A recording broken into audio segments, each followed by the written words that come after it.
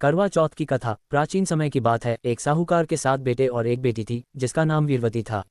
वीरवती अपने भाइयों की अकेली बहन थी, इसलिए सभी भाई उससे बहुत प्यार करते थे।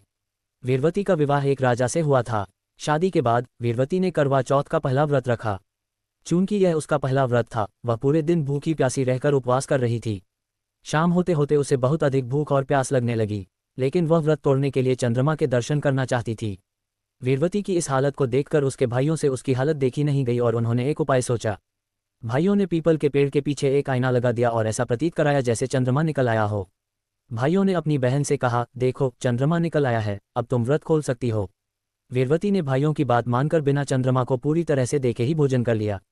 जैसे ही उसने पहला कौर खाया, उसे बुरी खबर मिली कि उसका पति मृत्युशैया पर है।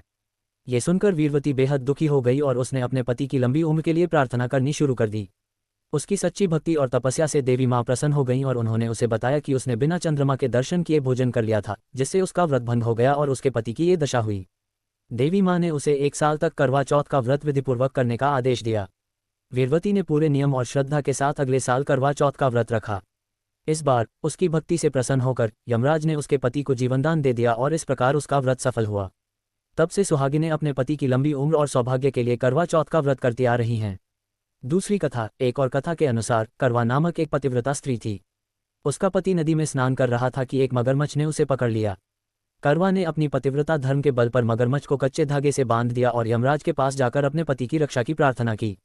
यमराज ने पहले तो करवा की प्रार्थना को अनसुना किया, लेकिन जब करवा ने यमराज को श्राप देने की धमकी दी तो यमराज को करवा की सच्ची भक्ति और पतिव्रता धर्म के सामने झुकना पड़ा और उन्होंने मगरमच्छ को यमलोक भेज दिया और करवा के पति को जीवन दान दिया। इसी कारण करवा चौथ का व्रत सुहागिन स्त्रियों के लिए अत्यधिक महत्व रखता है। इस दिन वे अपने पति की लंबी उम्र और सुख समृद्धि की कामना करती हैं और पूरे विधि विधान से व्रत का पालन करती हैं।